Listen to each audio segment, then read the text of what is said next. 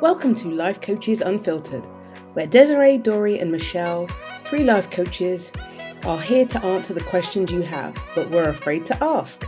No fluff, no filters, just real talk to help you navigate life's big challenges. Let's dive in.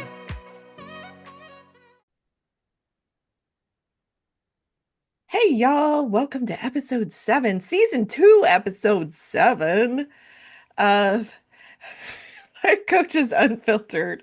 And today we are continuing the celebration. Dory had us all out for tea yesterday, and so we're wearing our fascinators. So if you're on YouTube, you can see our pretty headgear. Um, but yeah, that's what that's all about. We're not delusional. Maybe we are. We are. I love the word Yeah, delulu. you're so We funny. are. Yeah, I would have never, ever, ever. I told my sister that I went to tea and I was like, I actually got a fascinator. And she was like, are there pictures of this? Because she knows how this is not me. So, Dory, just so you know, I don't do that for just anybody. It was fun though. It was a really good time and It was so much fun. it was so much fun. It was better than I could have ever imagined.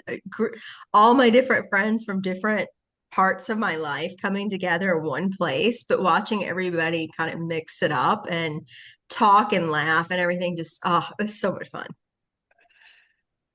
I love doing that.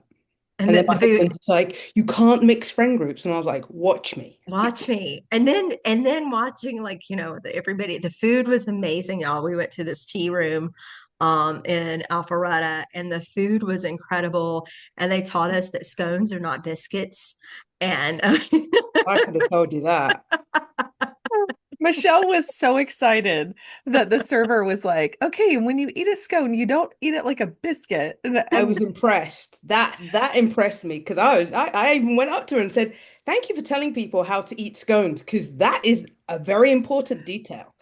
Like, do not eat it like a biscuit. No, you I got to mean, put the clotted cream in, and then there's a conversation about what goes on first. Is it the jam or is it the clotted cream? So, with my English friends, they'll say the clotted cream first, and then the jam, and then some people will say the jam and then the clotted cream. So, it's like well, the whole grits. Do you put sugar or do you put salt? Or, it's kind of that conversation. Sarah was sitting next to me and she goes, "What is clotted cream?" I said, "It's like butter. Just put it on there." oh, Bless. it Yeah, sounds no, like it was good. I was impressed. It was I was impressed. lovely time. Really, really. ah, it As And I sounds drank my crappy cup of coffee this morning. So that's so funny. all right. Any other updates besides happy birthday to Dory? Yeah, happy birthday, Dory. You're 21 today. it's lovely to be 21 again. I know, right? We're only as old Comparing. as we feel. I feel actually better right now today than I have in a very long time. So it's very good. If you guys don't know, I've lost some, released some poundage and have been like taking better care of myself, and I feel so much better. So it's good. Nice. Yeah, 100%. Take care of y'allselves. Y'allselves. Y'all selves. I think I Well, just made up a selves. word. Yeah. Yeah, it feels better to not what you eat impacts how you feel.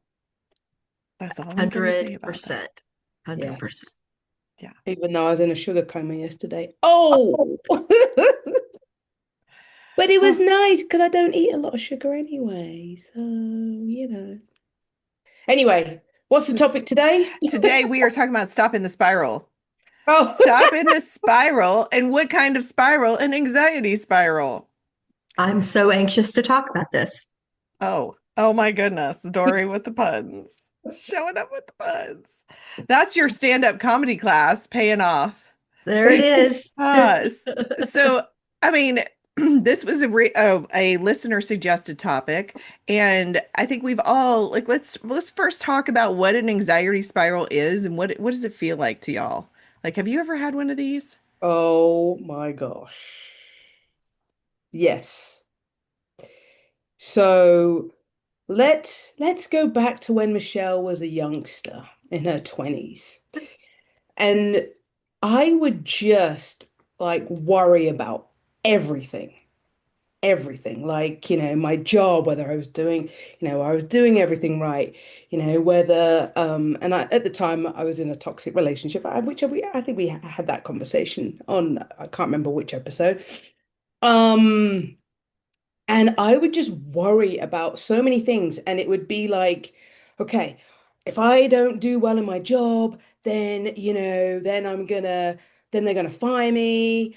And then I'm not gonna have any money. And then where am I gonna live? And then, my life is just gonna be crap. And it was just constant, constant. And I don't know where it came from or why I was in this kind of, spiral. And then I also had this spiral piece of being in a relationship, of like, if I don't do this, then he's gonna not love me, and and I've got to be this person, and if I'm not this person, then I'm never gonna be loved. I have no idea why I went down that whole spiral.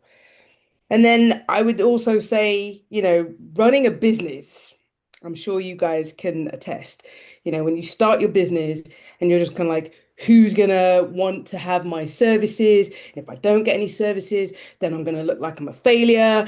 And then, then I'll just go and have to get a job. And then, people are gonna laugh at me and people are gonna, told you so. And, if I don't do this, then I'm not gonna get any custom. It's never ending. I felt that spiral. Oh, I you it actually is contagious. Like as you're saying that, I can feel like the thoughts like wow. yeah. Mirror So those neurons at nights, work. huh? I said mirror neurons at work. Oof. Yeah. So it's horrible. It's pretty horrible. And you have to catch yourself. But it's easy to go in that negative mindset and just again can continue to spiral and then your anxiety just goes through the roof. So that's my experience. Sorry if I've taken anything from what everyone else was gonna say. What she said. Ooh, It's horrible.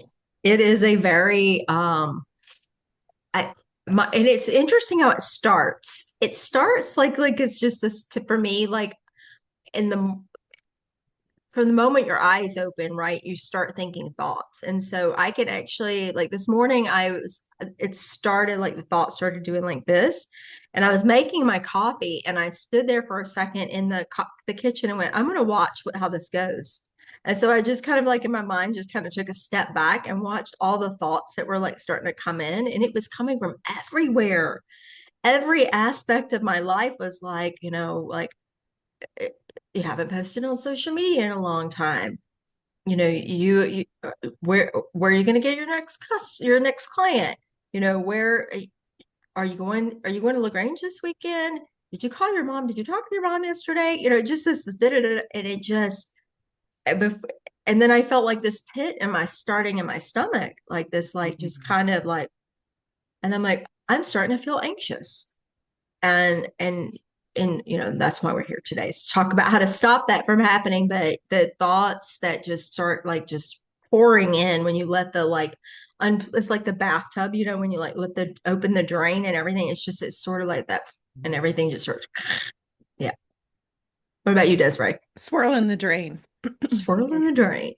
Um, yeah, and it's like, do y'all remember Office? Was it Office, The Office, the movie, and his jump to conclusions mat?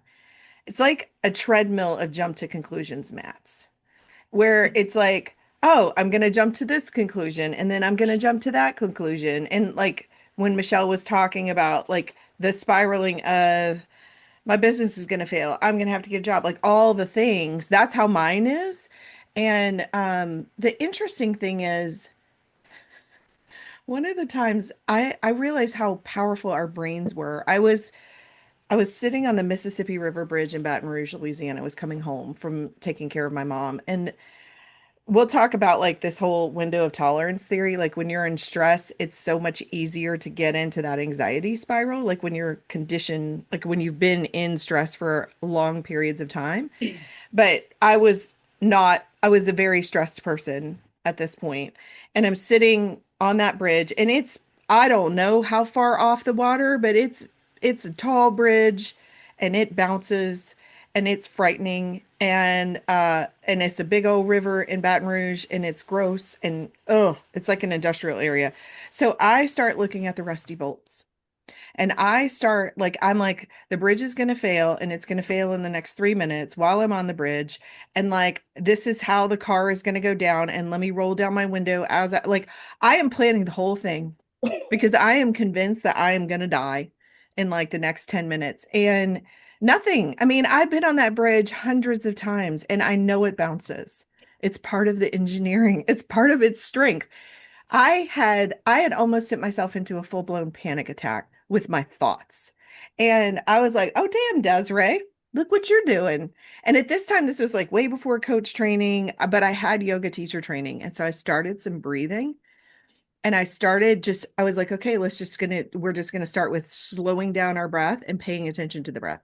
And I was able to pull myself out of it to the point where I was like, "Okay, this is not rational." Because you can take yourself to crazy town. And that train was barreling towards the station. But yeah, that's really what an anxiety spiral, that's what a bad one is. But before trips, like, especially if I'm towing my little camping trailer, like I have spirals and I catastrophize. I am so good at this. I am so good in like, chaos. I operate, and it used to be something I would look forward to, and I'm like, I don't necessarily think that's a good thing. Um, yeah. So I don't know. That's what an anxiety. That was probably one of my most memorable anxiety spirals. That's a Was good one, though. I mean, oh, there were a couple of words that I picked up in there that I think that are really defining of what an anxiety spiral. Words you use were irrational. Irrational thoughts take over, and catastrophe. catastrophizing. Thank you. I think that those are two key words that happen when you're in an anxiety spiral. All of like the worst case scenarios come up. I used to give myself like this badge of honor that I was like risk analysis is what I called it. Risk analysis. I was always prepared for like the bad things that were going to happen, but it was really anxiety. That sounds like cleaning up your anxiety spiral for a resume, right? You're polishing the turd, Dory.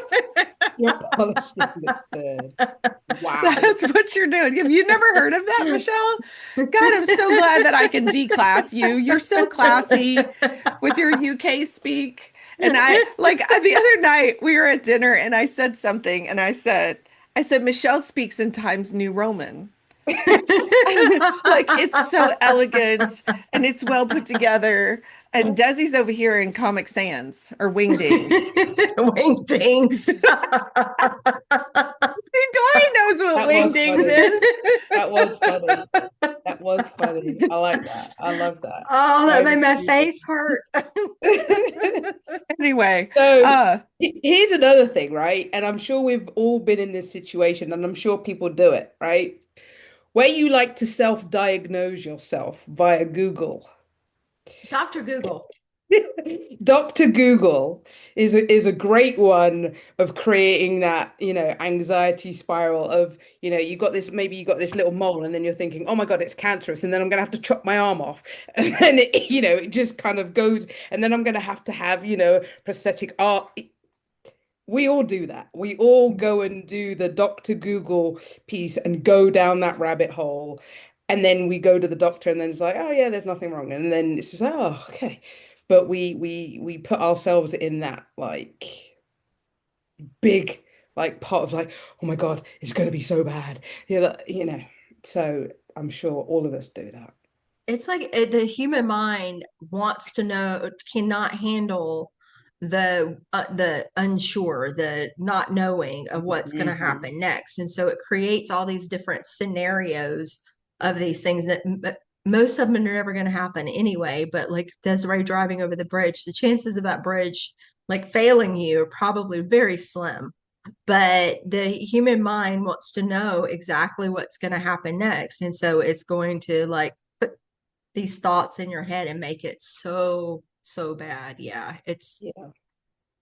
oh, And I yeah. mean, it's like when we're so kind of segueing into this window of tolerance theory that I learned about, um, when we're in survival mode for so long, then that's where our neural pathways will default, right? That's where our brain is like, hey, we're used to being here. We're gonna always be on guard, and we're gonna prepare for trauma and catastrophe, or not necessarily trauma. You can't really, I don't think you can prepare for trauma, but we're gonna prepare for just nuts, like nutty things to happen.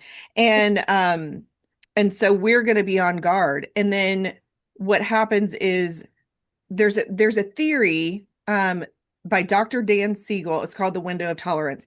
And it's basically the more that you're in that survival mode, the less stress you can take before you tip over into anxiety.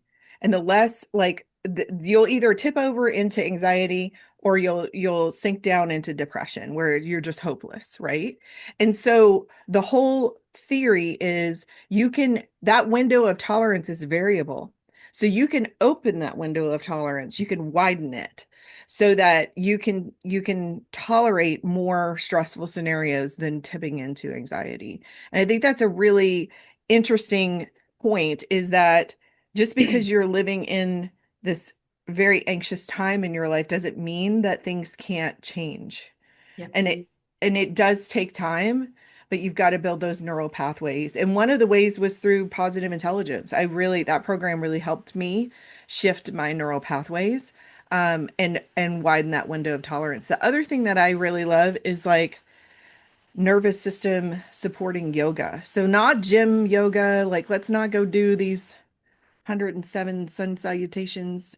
Like let's do something that nourishes our body and really truly gets us in touch with the somatic things that are happening in our bodies. That is a nervous system regulation technique. Mm.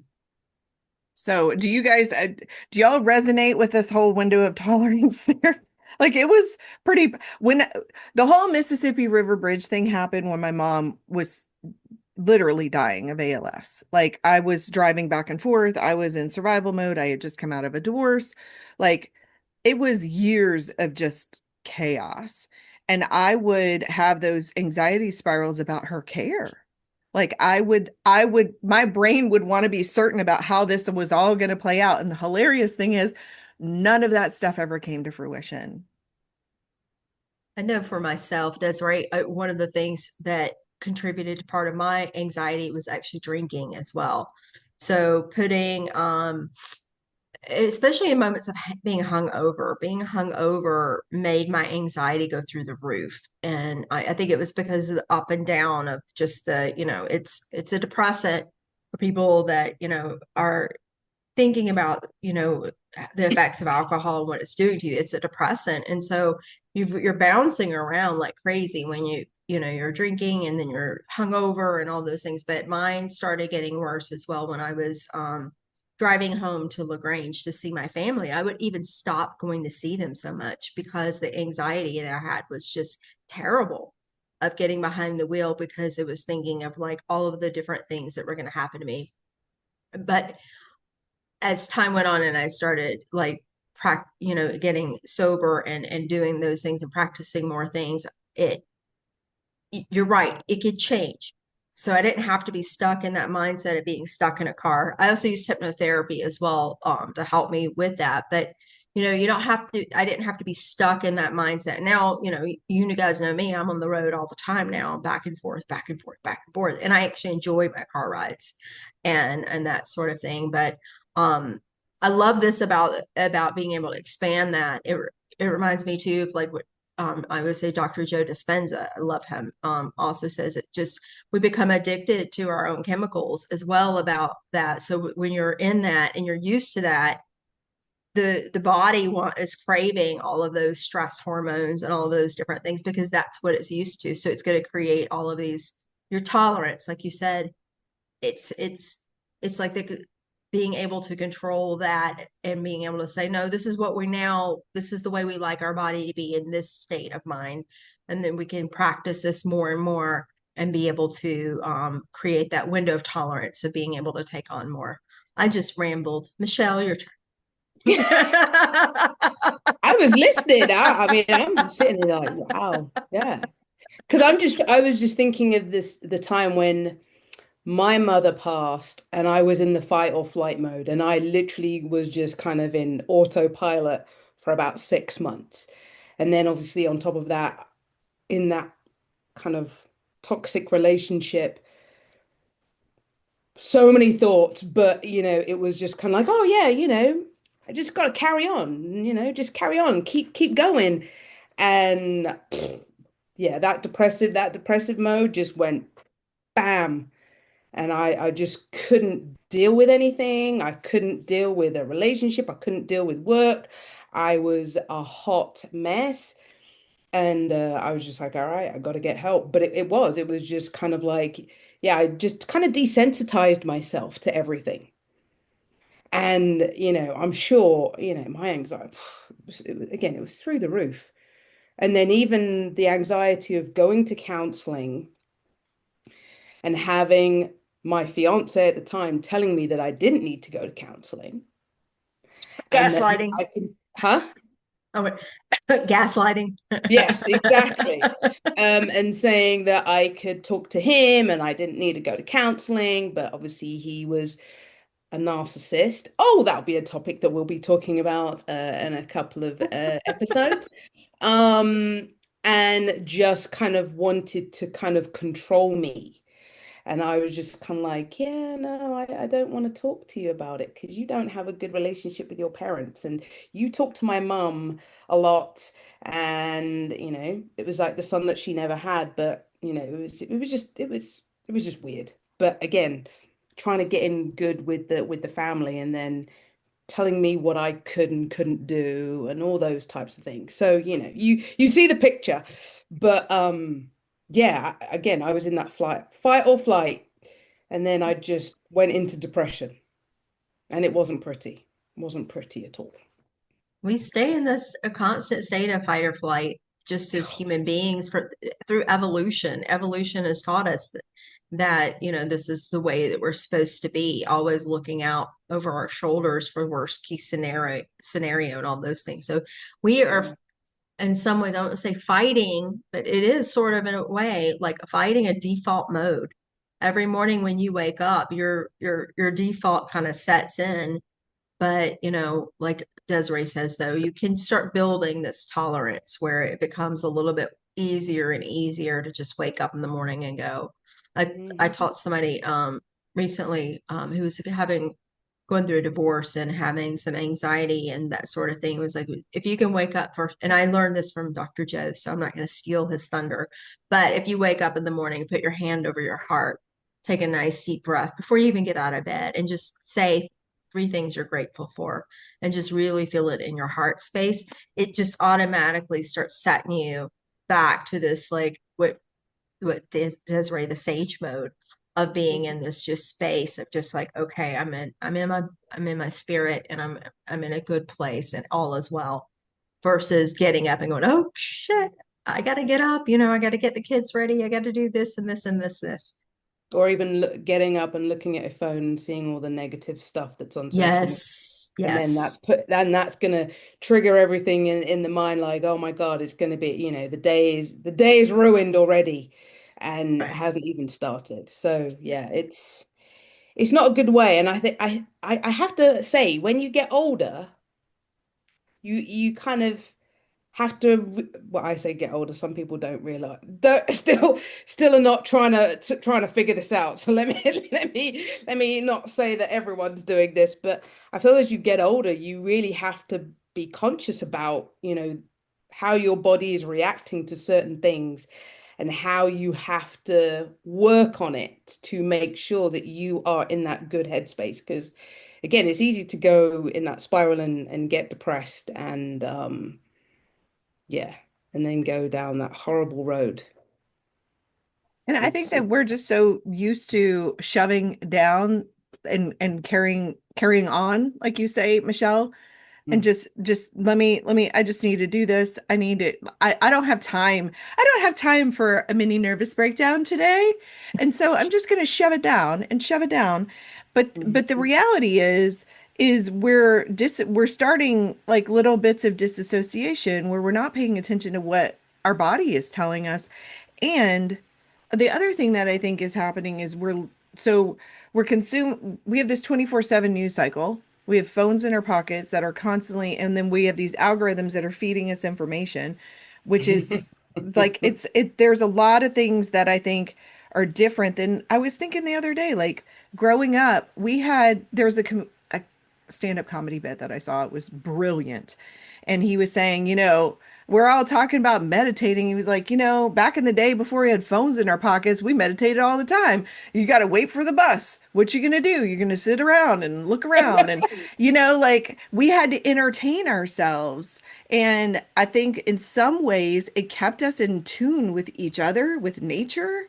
And those things, nature is very regulating to our nervous system. I think that's why people feel like being in nature, going for a hike, going for a picnic, there's a lot of what's called fractal patterns in nature, and that's very calming to our nervous system because it's very predictable. Our brain wants predictability, and so those are things that you can do to try to build up your nervous system resilience. But the big like stressor, I think, is when we're in that anxiety spiral, we're trying to predict the future. And so if we can recognize that and realize that we can't predict the future, which, you can have your whole anxiety spiral about that, you know? But the awesome thing about anxiety spirals is you can create them on anything you want. But yeah, so I try to bring myself back into the present and what I know, like, so when Dory's talking about putting her hand on her heart after you wake up, like grounding yourself in the present before you step into the chaotic reality of the world today. There's Yeah. too much noise in this world today. Remember, all right, I'm dating myself here, but remember when we had to get knowledge from the Britannica encyclopedias? Man, those You know, there encyclopedias was had everything, there was Michelle. no internet. It was literally, okay, which encyclopedia do I need to pick so I can find this information? Yes. Yes. But now it's just kind of like, oh, I'll just ask Google or I'll just get on to AI. And it again, it's noisy. It's very noisy. And we have to work out how we can shut out that noise. It's hard. It's really hard. It So takes what training. It's Yes. training. It's like Yeah. it really is about like practicing it. One of the things I say to my clients when I'm giving them hypnotherapy sessions is about breathing, practicing breathing. And it's like you find yourself practicing even when you don't need it. So it's there for you when you do. And that is, I practice what I preach. I mean, most of the time. Sometimes I don't, but being able to just constantly I catch myself holding my breath all the time, like just like, oh, I mean, like right now, if the three of us, like, let's observe our breath without playing with it. Just observe your breath right now and figure out where you're breathing. I'm breathing up here through the top of my chest. I have not taken a deep breath, but maybe once since we've been doing this podcast this morning. So now I'm reminded. your breath Thank is you. very powerful. Like, and just tuning in and slowing it down a lot of times can help you get grounded in the present moment. When someone's really flooded, um one of the things that I love to do is are the things that I found most effective, and it was done to me when I was like flipping out after my mom died. um was I was catastrophizing about circumstances around her death and trying to rationalize something that was not rational. That, anyway, I won't get into details, but I was not grounded and I was spiraling. And this person, who is trained in grief, it was actually the person that went on to become my grief mentor. I had a question for him about stuff surrounding my mom's death. And he could tell that like I was in this looping thought. And he was like, I want you to look around the room and, tell me what color is the wall. Like what, and so feel your feet on the ground. Like those types of things will bring you into the present moment if you're in really deep into the spiral. Um, so yeah, I mean, I used breathing on the Mississippi River Bridge because probably looking at the detail of the rusty bolts wouldn't have been helpful for me, or the chocolate covered water that I might fall into. But yeah, ground yourself in the present moment. Um, and yeah, and then try to figure out what's the next right thing is something we used to talk about in Al-Anon. What is the next thing that I need to do that is like the next right thing for me to do? Um, because a lot of times I feel like anxiety spirals can also come on when we're overwhelmed with like tasks or change. What do Oh, you did guys she? think? Oh. Uh, oof. I mean, people that I know we've spoken about it, but change is scary. And people can get very anxious about, making those changes. And even when I have clients and they come to me and it's just kind of like, all right, you said that you want to make this change. And it's like, yeah, but, and I'm just like, no, oh, no, where's the but coming from? Like, yeah, but what are people gonna say? That's always the one. What are people gonna say? And I'm like, this is my analogy. Who gives a fuck what people are gonna say? You want to do it, let's do it. Because this is what you want. It's not what other people want. This is what you want. And I'm here for it. Because we get tired up of what people are going to say and how, and people may criticize you. And then you've got to have to think, okay, are these the people that need to be in my life? Yeah. Because we want people who are going to support us, not to push us down or to kind of tell us, oh, no, you're wrong. You should do it this way. You should do it this way. Well, this is the right way for me. It may not be the right way for you, but this is the right way for me, and this is what I want to do. And I'm sure we've all had those friends who are telling us what we should do just because they want to do it, or they do want to do it, and then but they don't want you to do it, which is like what? Um, so yeah, it's hard, but change is always hard. I It's mean, interesting that you say that because you're right. There's so everybody's going to have an opinion about what they think is the best change for you. Even recently talking about moving, I've had everybody, I get it. Everybody cares about me and loves me, and I love that so much. But I have to go with what I feel is right for me, and moving closer to my family is right. But I've had some people who are just like, well, I don't understand why you're doing this. I don't understand why you've made too many changes. You keep making too many changes. And I'm like, I'm gonna keep making changes until it feels right, until I feel like I'm in a sweet spot of where I can, stop for a minute and do what I need to do. But you're right. There's a time, then there comes a time where you have to just evaluate your relationships and go, is this really is this really supportive, or is this reflection? Is this, so many things. People have opinions about everything, and just I guess my question would be, why do they need to understand it? yeah. I like that. Like, why do you need to understand this? Yeah. Because I feel like there's an element of judgment, Agreed. and like I don't know that people are even aware of that. Yeah. But why it's not for them to understand, it's not their life. Like, no, I'm not trying to be an a-hole. I really am not. It's you're curious to being an me. a-hole. Well, I don't give a shit, I honestly. love you. Like, See, that's the attitude everyone needs. I don't give a shit. okay, sidebar. There is this artist named Shiny Ribs, and he is a very colorful character, and he has a song called I Don't Give a Shit, and it's about this dysfunctional couple. And my mom loved it. And when she was having a bad day, we would just put it on the Bluetooth speaker. We played that at her burial, y'all. I love it. I don't I give love a that shit. too. You don't give a shit. We're a match made in hell. It's plain to see. I don't give a shit about you, and you don't give a shit about me.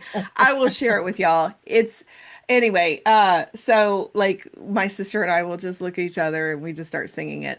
But like not that you don't care about your friends or their opinions, but like they're not living your life. Like one of the most foundational things in coaching that really pissed me off when I went to coach training was we don't tell other people what to do. When we are pure coaching, we don't tell them what to do. And the reason is we're not an expert in somebody else's life. They know Mhm. themselves better than we do.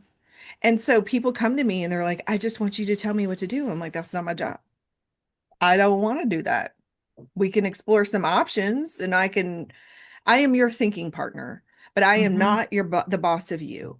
And I will say that in my opinion, that makes a coach. We don't need I mean, come on guys, like let's help you figure out how you can tune into your little inner GPS so that you can find the answers that are right for you instead of me always telling you everything. Then you're dependent on me. Yeah. Yeah, And codependent. that GPS is what gets you out of these anxiety spirals. Hmm. It's number one, knowing you're in it. And that is a key, or about to go in it. If you can catch it before, even better. But knowing that you're in it and then having tools and the capability of reaching for those tools to pull yourself out of it. Yeah. Because and if you're not practicing the tools, they're going to be there. It's just going to be harder to get to them. So being able to have a practice, and that's why people meditate and they call it a practice. Yoga is called a practice because it is something that you constantly are practicing and preparing your body so that it becomes an alternate way of being when it's time to make that shift. I almost said shift. Huh. Dory doesn't give a shift. Uh, Oh I my love how we God. crack each other up. That was Oh hilarious. my God. That was Mm, funny. That was mm. funny. That was funny. And that regular practice will help open that window of tolerance. Yeah. And I'm just gonna say those practices have to be practiced on a regular basis. It's not a one and done because it Mhm. is. It's hard to meditate. Like, I try and meditate. I'll talk about myself. I try and meditate, but yeah, my brain goes all over the place. But sometimes there'll be good days where it's focused, and sometimes it'll be like, and I'm just like, shut up, But you have to. It's a practice, as you said, Dory. I love the fact that you said it's a practice, and we have to practice. And you know, and some people think it's just like a one and done, and no, it's change takes time. And Quieting the mind takes time.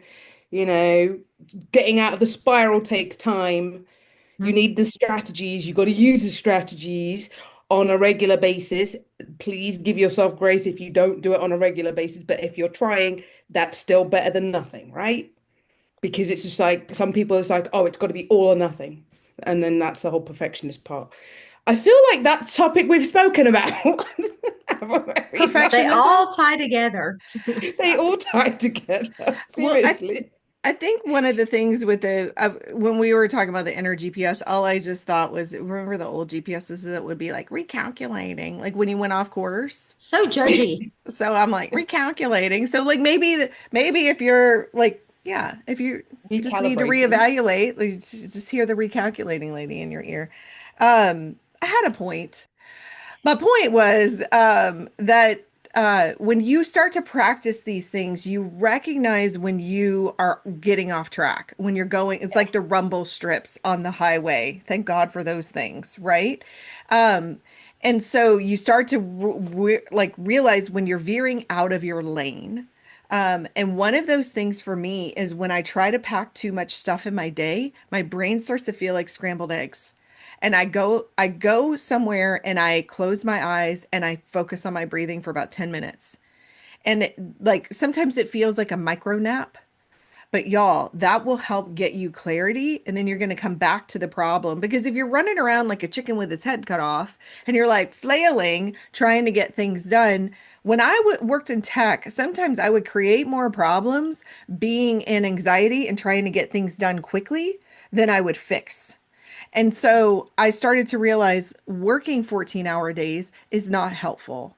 Oof. Does that make sense?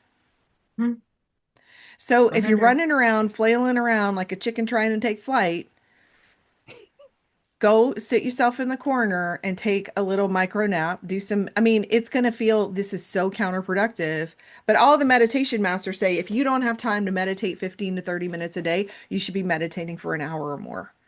And there's Ooh, some hilarious wisdom in that, right? If you're like, I yes. don't have time for this, I don't have time for this. Well, you know what?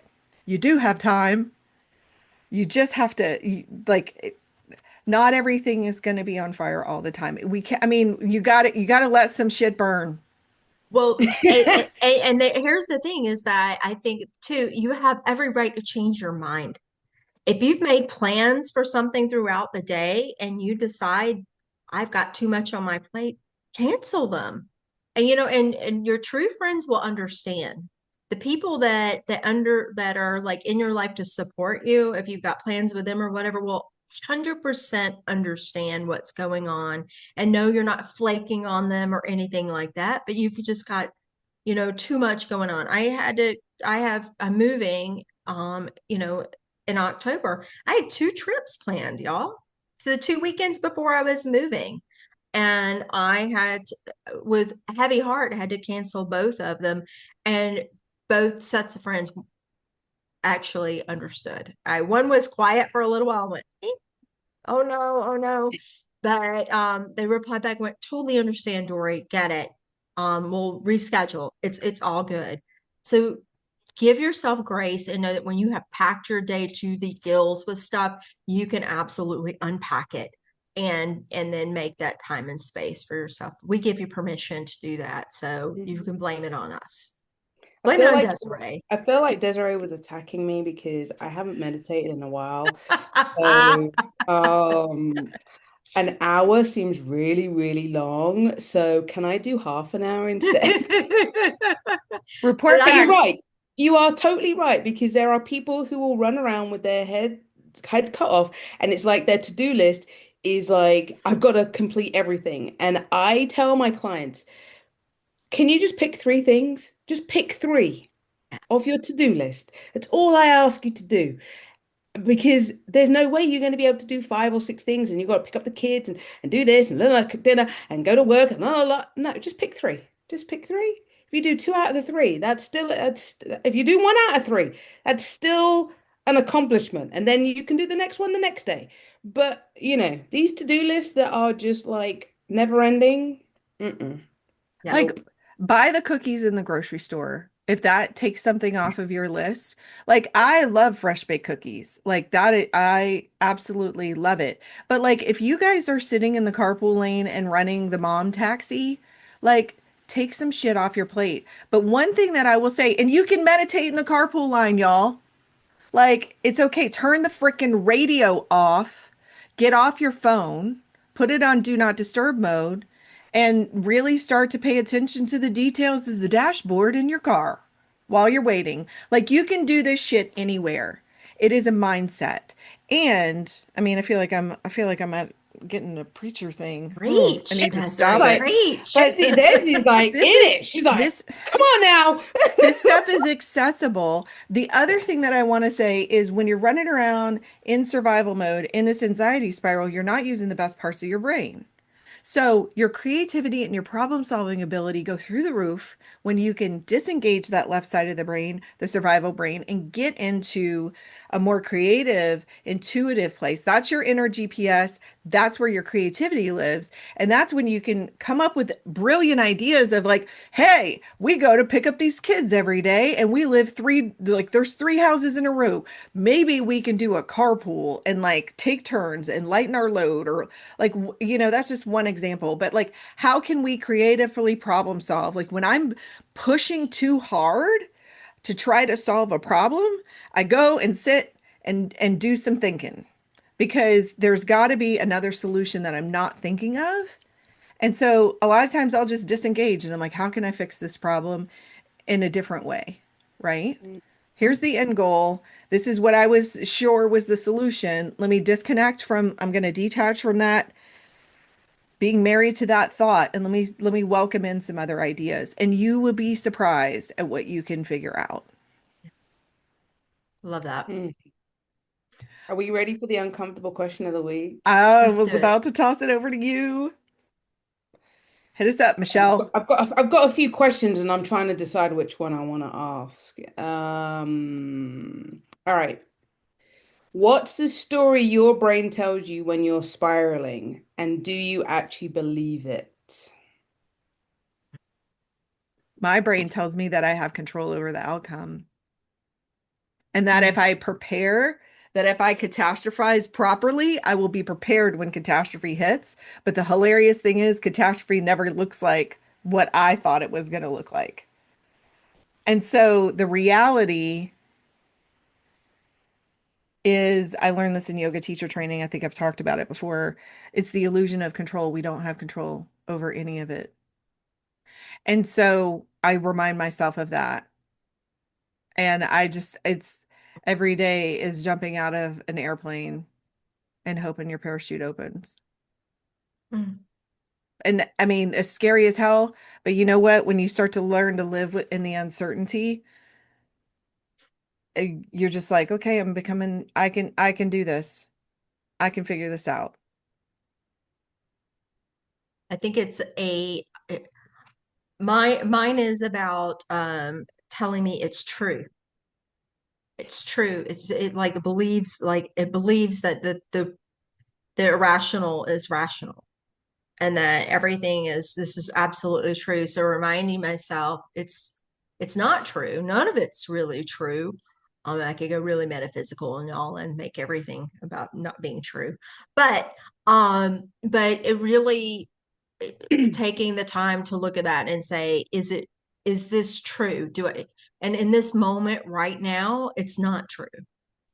And what is true? What's true is that I'm standing here and my 2 feet are on the ground. What's true is that I'm breathing. What is true is that, I have a roof or I'm standing under, a roof. I have a roof over my head, all of these things. That's what's true in this very moment right now. And that's all I have to worry about right now is what's right here and what is absolutely true. So just reminding myself of that is what I have to do when that starts happening. Man, I was gonna say the same thing, and now I'm like change it. But part of me is just kind of like my brain still spirals. Like, I'll set my goals for the year and then it will spiral. And if I haven't completed something, I'm like, oh my God, I didn't do enough to do it. And why don't I have it? And I will question myself, and then I'll question my ability of why I did not do that. Whereas it may not have been the right opportunity at that moment in time, and it may come that further down the road, but I will, pigeonhole myself a little bit with regards to it's got to happen by this time. Yeah. And sometimes, when I speak to other people or when I speak with my business coach, she's just like, Michelle, can you stop being hard on yourself and, think about what you have achieved so far?